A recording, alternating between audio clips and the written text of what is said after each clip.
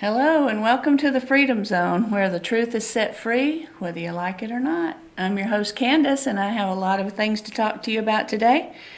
And what we've come up with is something very interesting. Now, you might have already known, it's highly possible, but the Vatican and Pope Francis have come out with a report to tell you about your gender.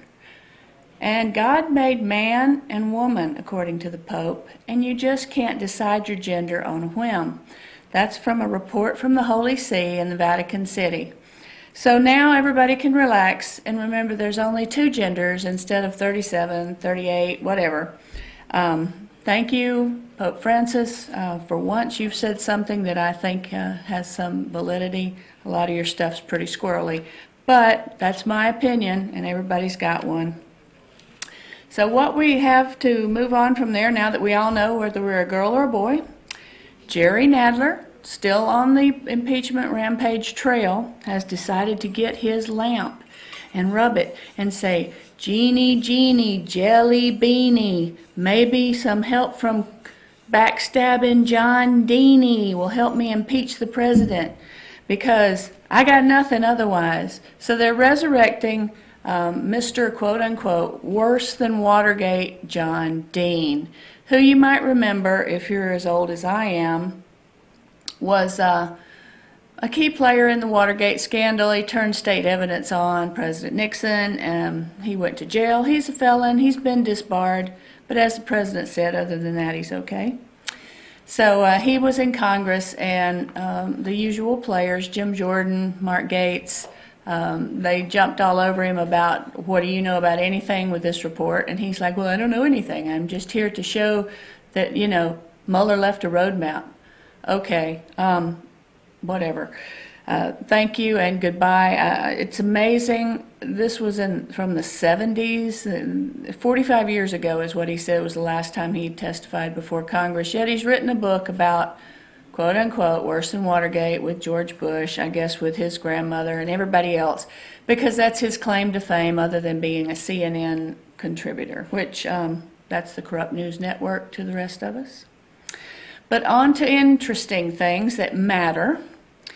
Our President Trump has scored a big win with Mexico and the immigration problem. Because President Trump is left to deal with the immigration problem all along because Congress is still rubbing their lamp trying to find a way to impeach him, he has found a way. He was going to put tariffs on Mexico if they didn't do something about all the immigration, all the people coming over our border. So President Andrés Manuel Obrador has sent envoys immediately when he heard about the tariffs and talked with the president as soon as he got back from Europe about what they could do to help. And isn't it amazing how they were able to help when the pocketbook got threatened just a little bit? Mexico and China both are examples of people who have been just sucking us dry financially for the last 40 years or so. Yeah, it's okay to help other countries. It's okay to trade with other countries. But see, we've been doing it for free, and they charged us for everything we've exported to them. So supposedly, in the next 45 days, Mexico will send thousands of troops to the border of Guatemala and allow applicants to remain in Mexico who have applied for asylum. Now, this is very important because the thousands that are coming across now have all been told how to apply for asylum. You grab a kid, you go say you're scared to go back home, and you've got a court date in 6-7 years. Well, no one ever comes back for that court date because then they're released into our society and they go about their merry way living an illegal life. But thanks to our president, he got something done when Congress can get nothing done, and they won't get anything done and for the next 2 years or year and a half because they're too busy still worried about impeachment. The presidential candidates have got nothing except we don't like Trump. So the president had to be thinking outside the box, and he had to think of a way to get some help to get our borders closed while we build the wall. But the tariffs can be reinstated if they don't come through on the Mexican side. He also says he has another plan, which he's keeping under wraps if Mexico doesn't get it done, which I think it's great. Something's got to be done. We cannot have a porous border. We have to have borders or we're not a country. On to the next topic. In Tennessee, a package was sent to a Republican Party office there with a Second Amendment message. Businesses in the downtown Murfreesboro, 35 miles southwest of Nashville, were cleared out while canine dogs were brought into the Rutherford County Republican Party office. A cardboard box contained a radio with a note attached saying, "This is just a warning. There will be no others. There will be no unconstitutional gun control in this state, or there will be blood." I'm never for bloodshed, of course. I think everybody should try to talk it out, but I believe the same people that are standing up to take their country back by voting for Donald Trump will not allow gun control in this country.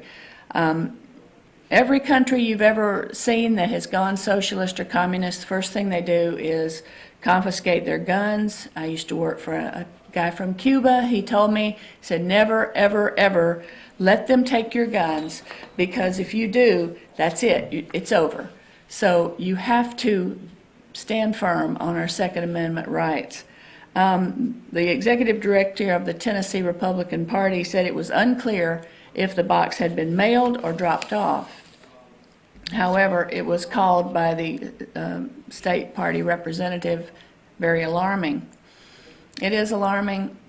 Things are being pushed, people are being pushed, and eventually it's going to come to a head, and I hope it won't be too terribly ugly, but it always has that possibility. Moving on from that to another ugly, are you worried about Iran?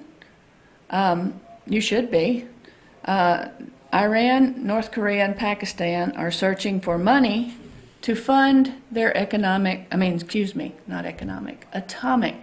activities.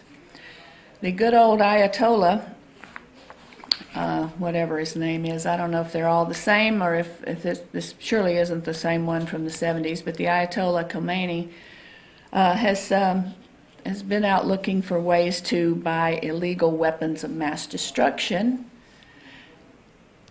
Yes, and so he's going to Germany for that, or German intel has found that they're looking for it. And during the press conference with President Trump and Theresa May, as they stressed their special union with the UK and the United States, she mentioned on her outgoing statement that we stand by the nuclear deal made with Iran. And she's made this statement even though the German intelligence has issued report that Iran was illegally purchasing technology necessary for building weapons of mass destruction. And as the intelligence report was already out, she had to know. So you've got people, the Ayatollah out and with others, bad actors, going out looking for things to make bombs. Not little pop gun bombs, atomic bombs. They're not making it to do electricity like at the Bowden plant in Cartersville, Georgia. They're doing it to make bombs. Their idea is to destroy us and to destroy Israel. Also, when the Iran deal was being put together, the Iran deal that our president got us out of, which was absolutely the right thing to do, back in the fall of 2015, when Barack Obama was trying to get this deal together along with John Kerry, and they were taking their final lap on it, British authorities found evidence that an Iran-backed militia was stockpiling bombs in London. This was in 2015, stockpiling bombs in London. Did you hear anything about that? No. Not a word was said to the public or lawmakers at the time, which probably there was something said to the lawmakers and they just ignored it. But according to the outlet, a tip from Foreign Intelligence Agency prompted Britain's MI5 and Metropolitan Police to raid 4 Hezbollah-associated locations in North London that fall, months after British lawmakers threw support behind the nuclear deal. The raids discovered thousands of disposable ice packs filled with ammonium nitrate. the same chemical used in the 1995 Oklahoma City bombing. So if you think you can trust Iran and you think that they're our friend, you're wrong. Absolutely. So we're going to go to break now, and what we'll do is come back and talk about some other pressing issues in our life today. And thank you for joining us in the first part of the Candace Zone, and we'll be right back.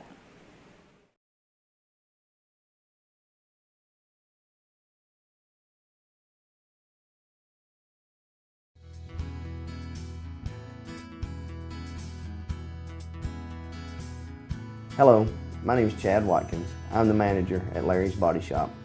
We are a family-owned and operated business and have been serving the North Georgia area since 1978. We are located at 1216 Progress Road in LOJ, Georgia. Our shop specializes in collision repair, and we work with all major insurance companies. Larry's Body Shop is ICAR Gold, the highest role of training recognized by the collision repair industry. It is estimated that only 10% of collision shops meet these standards. Our shop consists of state-of-the-art equipment such as laser measurement system, down-drive spray booth, spot and MIG welding equipment. All of our paints are mixed on-site so that we can guarantee your paint to match every time. I know that having an accident can be a stressful event. We take pride in making sure our customers are satisfied with the repair of their vehicles. Our waiting area is clean and comfortable with free Wi-Fi and refreshing beverages. So if you're in an accident, stop by and see us at Larry's Body Shop.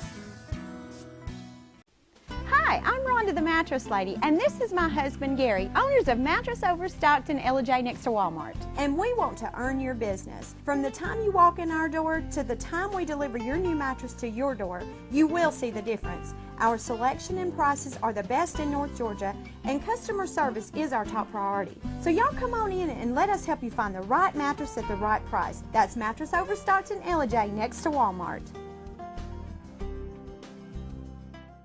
Circuit World, with multiple locations to serve you in Murphy and Franklin, North Carolina, Blairsville, Blue Ridge, and LJ, Georgia. Locally owned and operated since 1985. Appliances, electronics, and furniture. Name brand products like LG, Samsung, Dell, Whirlpool, Ashley, Catnapper, and more. No credit check, only 10% down on furniture, and only $10 down on any new lease purchase. Mention FYN10 for your special deal today at Circuit World. In 1981, Reed Nicholson began selling tires out of an old barn in Mineral Bluff. Little did he know that he had just laid the groundwork for the most trusted names in automotive services in the Blue Ridge area. In 1997, Nicholson Tire Center became what it is today, holding the same values of faith, family, and great customer service. 2 locations to serve you, and the Blue Ridge location is currently expanding to offer fast service and the largest U-Haul provider in Georgia. Nicholson Tire Center, Blue Ridge, and Mineral Bluff.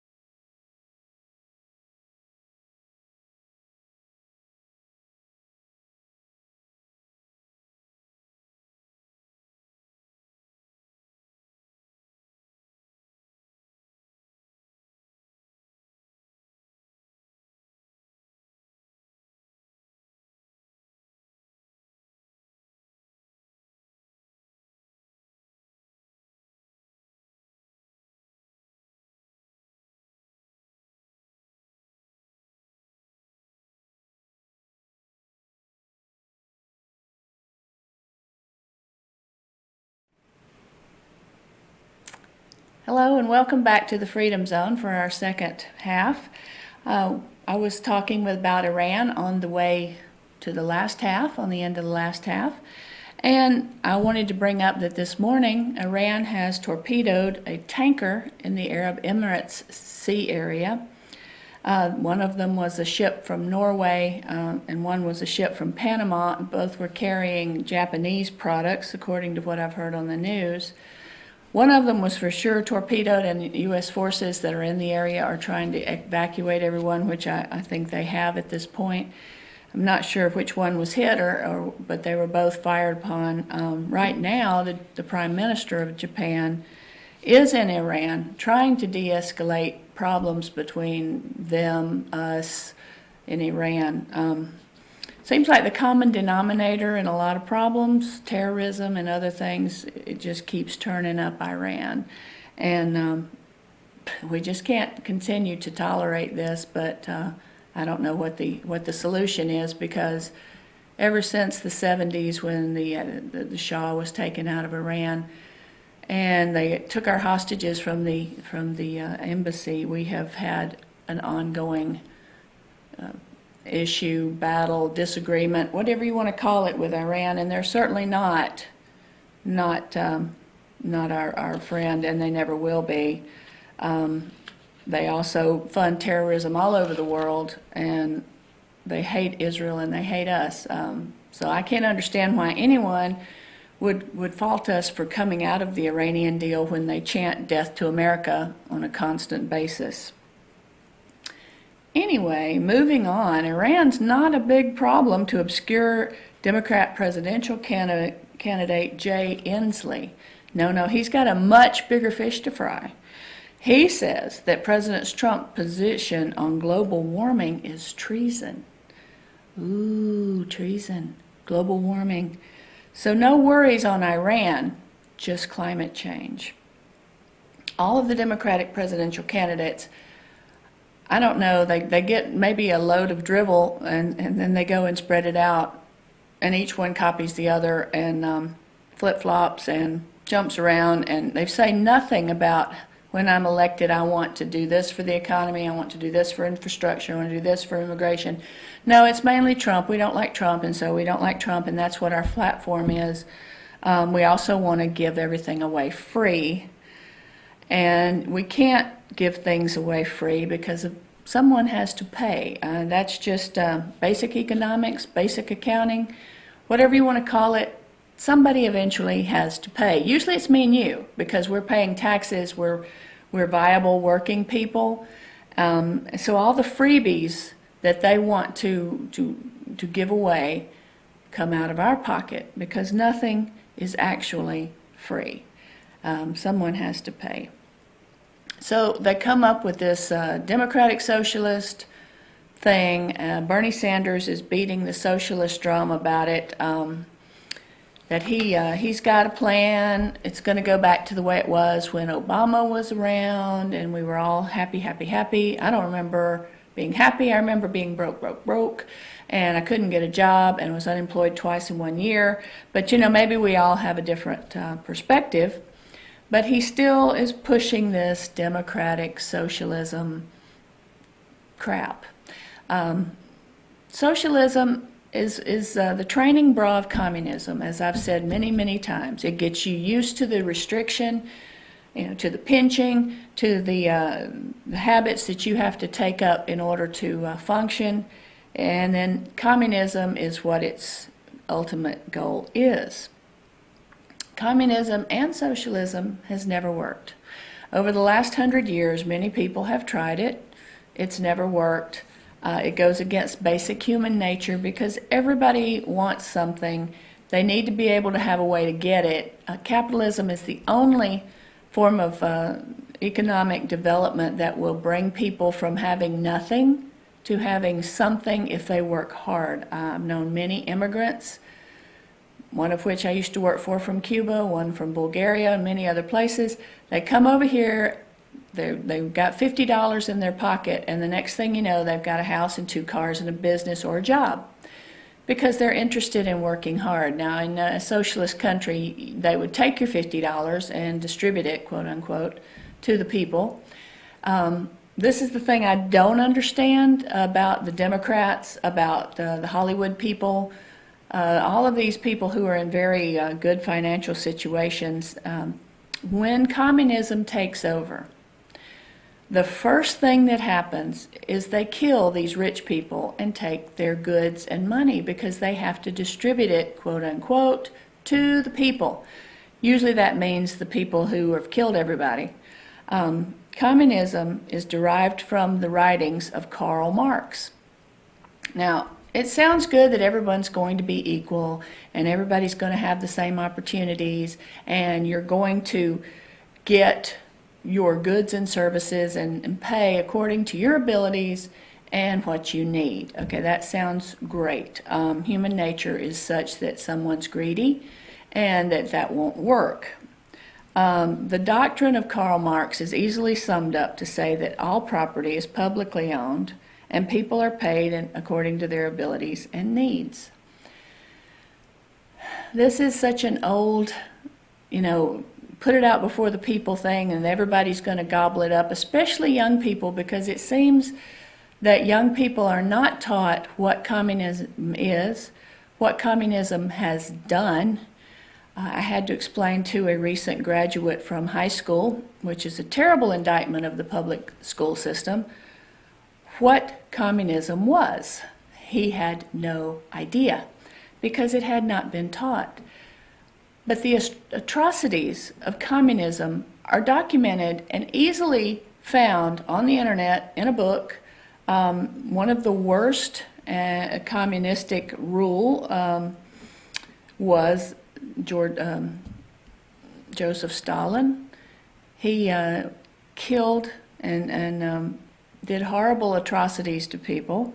Communist regimes such as Stalin, they're historically authoritarian, repressive, and coercive. Either you go with us and believe what we believe and don't say a word about it, or you go to a re-education camp, you are shot on the spot.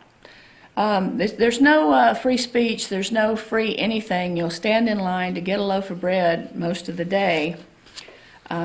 Stalin was, of course, a horrible, horrible dictator, because from 1937 to 1938, Stalin is reported to have killed more than 1 million people. And keep in mind that 1 million is more or less, because a lot of it was covered up, a lot of it you didn't hear about it, people just disappeared. During his peak period of power, his secret police executed more than 1,000 people a day, mostly by shooting them in the back of their head. However, the total of all that he killed comes somewhere between 3 and 60 million. And that includes people who died in the gulags, which was their prisons, and re-education camp, because if you thought for yourself, you had to be re-educated to think in the communist way. This man was ruthless. He didn't care. He was determined to have power, and anyone that went against him was simply exterminated like so many bugs. During the Second World War and the peace proceedings afterwards, our president at the time, Franklin Delano Roosevelt, was under the impression that Stalin was going to be a great ally and friend after the Second World War. He was mistaken, of course, as we know, because we went into the Cold War from like 1950 till Ronald Reagan took down the Berlin Wall, or had Mr. Gorbachev take down the Berlin Wall in the 80s.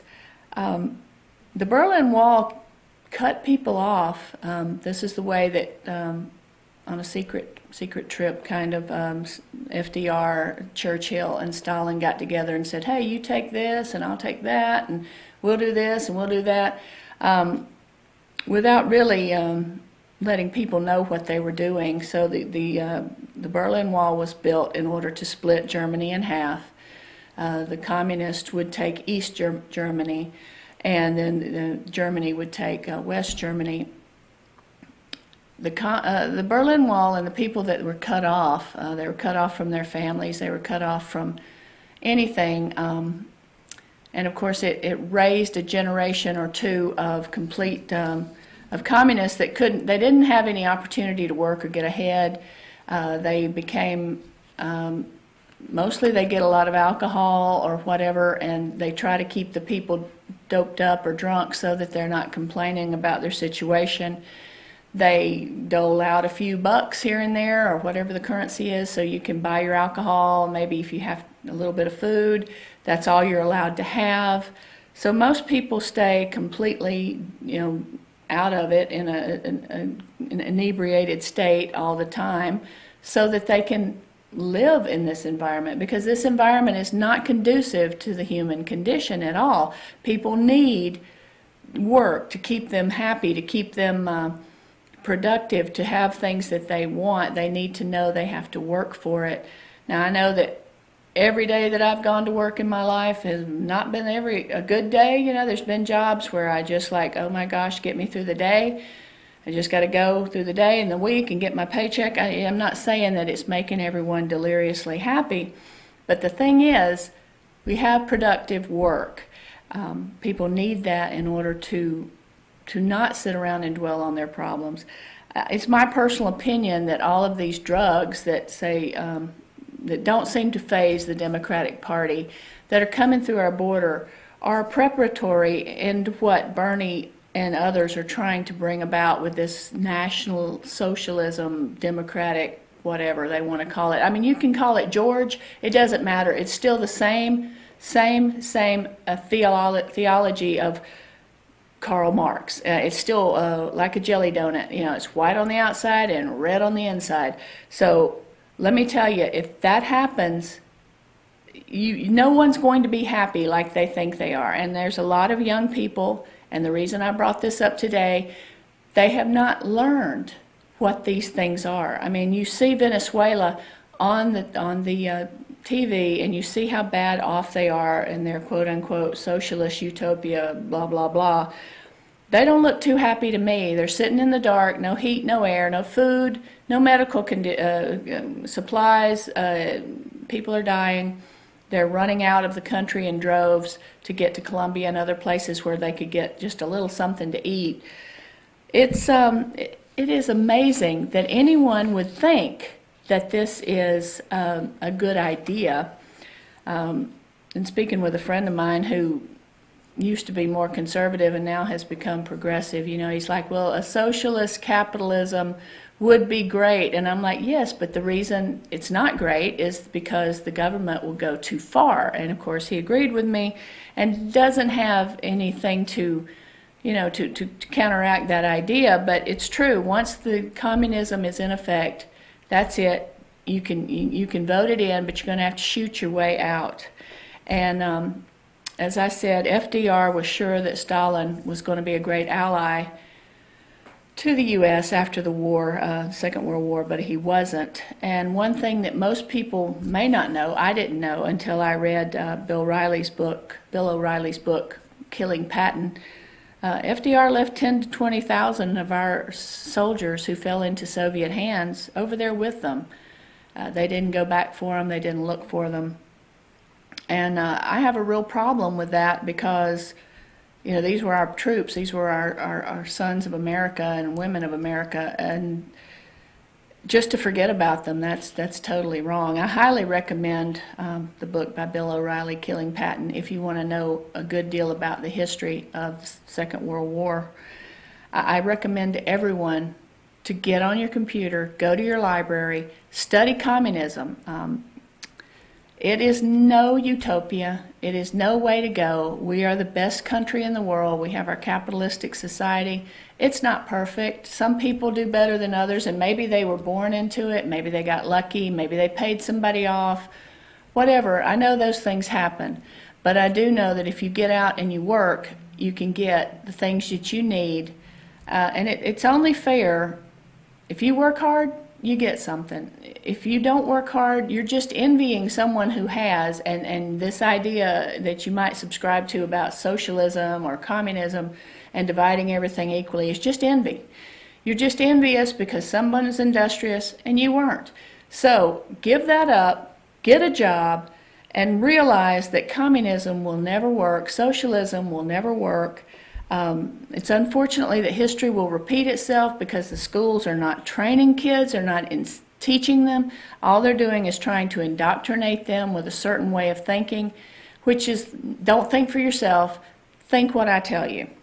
So that's what communism is about. I encourage more interest in it. I encourage more study in it so that you'll know what you're up against. On a higher note, this weekend will be Father's Day, and fathers are very important people, even though they may get a raw deal with some of the rhetoric that we hear today from certain groups.